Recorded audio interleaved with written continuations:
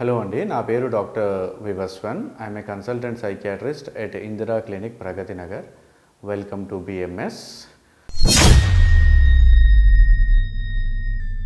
ఈరోజు మనము డిస్కస్ చేసుకుంటున్న టాపిక్ మోస్ట్ ఫ్రీక్వెంట్గా ఈ మధ్య యూత్ ఎదుర్కొంటున్న సమస్య ఇన్సామ్నియా. ఇన్సామ్నియా అంటే మనకి పట్టాల్సినంత టైము నిద్ర సరిగా పట్టకపోవడము. అంటే జనరల్గా ఒక మనిషికి 6 నుంచి 8 గంటల నిద్ర అవసరము.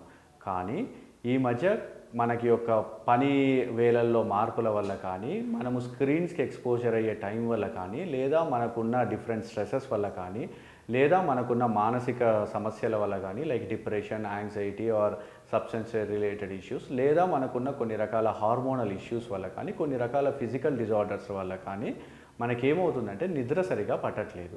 సో దీనివల్ల ఏమవుతుంది, మనుషుల్లో ఒక రకమైన చిరాకు, కోపం, ఏ పని మీద కాన్సన్ట్రేషన్ చేయలేకపోవడము లాంటి లక్షణాలు చాలా ఫ్రీక్వెంట్గా కనబడుతున్నాయి. జనరల్గా కొంతమందికి ఏమవుతుందంటే మార్నింగ్ పూట నిద్ర త్వరగా లేసేస్తున్నారు. జనరల్గా 7 గంటలకో 6 గంటలకో లేవాల్సిన వాళ్ళు 2 గంటలు 3 గంటలు ముందే లేస్తున్నారు.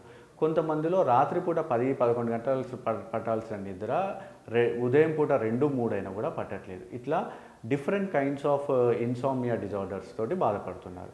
ముఖ్యంగా ఇలాంటి లక్షణాలు కనుక ఎవరికైనా కనబడితే ఒక్కసారి డాక్టర్ దగ్గరికి వెళ్ళేసి, సైకియాట్రిస్ట్ దగ్గరికి వెళ్ళేసి డీటెయిల్గా అనలైజ్ చేసుకోండి. ఎందుకంటే నిద్రలేమి వల్ల different physical disorders, hormonal disorders, psychological disorders లాంటివి, డిప్రెషను, యాంగ్జైటీ ఇలాంటివి వచ్చే సమస్యలు చాలా ఎక్కువగా ఉంటాయి. సో కాబట్టి వీలైనంత త్వరగా వెళ్ళేసి వాళ్ళని మన యొక్క ఈ నిద్రలేమి సమస్య నుంచి దూరం అవ్వచ్చు. కొన్ని రకాల స్లీప్ హైజీన్ టెక్నిక్స్ వాడడం వల్ల కూడా ఈ యొక్క నిద్రలేమి నుంచి బయటపడవచ్చు. ఆ స్లీప్ హైజీన్ టెక్నిక్స్ ఎలా ఉంటాయంటే, జనరల్గా మనము సాయంత్రం 4 తర్వాత ఎటువంటి స్టిమ్యులెంట్స్ని యూస్ చేయకూడదు. అంటే టీ, కాఫీ, ఆల్కహాల్ లాంటివి యూస్ చేయకూడదు. డే టైం స్లీప్ ఎప్పుడు చేయకూడదు. అంటే మధ్యాహ్నం పూట నిద్రపోవడం అనేది చాలా మటుకు తగ్గించాలి. పడుకునే ముందు ఒక గంట సేపు ముందు నుంచి స్క్రీన్స్ చూడడం బంద్ చేయాలి. మనం పడుకుంటున్న బెడ్ ఉన్న రూమ్ కంప్లీట్గా డార్క్గా ఉండేటట్టు చూసుకోవాలి. అండ్ బెడ్ మీద కేవలం బెడ్ని నిద్రకి తప్ప ఇంక ఎటువంటి పనులకి వాడకూడదు.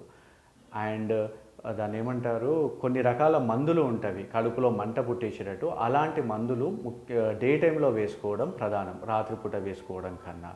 సో ఈ ఇన్సామ్నియా అనేది చాలా రకాల మానసిక ఆర్ ఫిజికల్ రుగ్మతలను కాజ్ చేస్తుంది. కాబట్టి ఇందాక చెప్పినట్టు ఆ యొక్క స్లీప్ హైజీన్ టెక్నిక్స్ కనుక మీరు రెగ్యులర్గా ఫాలో అయితే జనరల్గా ఈ ఇన్సామ్నియా నుంచి దూరం అవ్వచ్చు. ముఖ్యంగా మనకి ఎటువంటి స్ట్రెస్ ఉన్నా, లేకుంటే ఏదైనా మానసిక ఇబ్బందితో బాధపడుతున్నా, ముఖ్యంగా మత్తు పదార్థాలకి, ఆల్కహాల్, సిగరెట్ లేదా ఏదైనా స్టిమ్యులెంట్స్ వీటికి చాలా మటుకు దూరంగా ఉంటే ఈ యొక్క నిద్రకు సంబంధించిన సమస్య నుంచి ఈజీగానే బయటపడవచ్చు.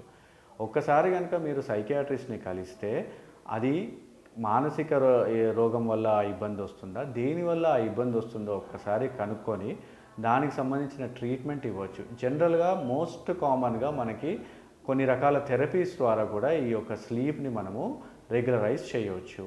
కొన్ని రకాల సప్లిమెంట్స్ ఉంటవి, మెలటోనిన్ సప్లిమెంట్స్ ఉంటవి, వాటిని ఇచ్చి కూడా మనం ఈజీగానే ఈ స్లీప్ని రెగ్యులరైజ్ చేయవచ్చు. లేదు వీటి వల్ల తగ్గట్లేదు అని అంటే బెంజోడైజెపిన్స్ లేదా కొన్ని రకాల నిద్రని ఉపక్రమించేందుకు హెల్ప్ అయ్యే మందులు ఉన్నవి, వాటిని యూస్ చేసి కూడా చాలా షార్ట్ టర్మ్గానే ఒక 2-3 వీక్స్ కనుక మీరు రెగ్యులర్గా ఆ ట్యాబ్లెట్స్ని యూస్ చేస్తే ఈ నిద్రకు సంబంధించిన ఇన్సామ్నియాని మనం ఈజీగానే దూరం చేసుకోవచ్చు. సో కావున దగ్గరలో ఉన్న సైకియాట్రిస్ట్ని కలిసి మీ యొక్క ఇబ్బందిని దూరం చేసుకోండి.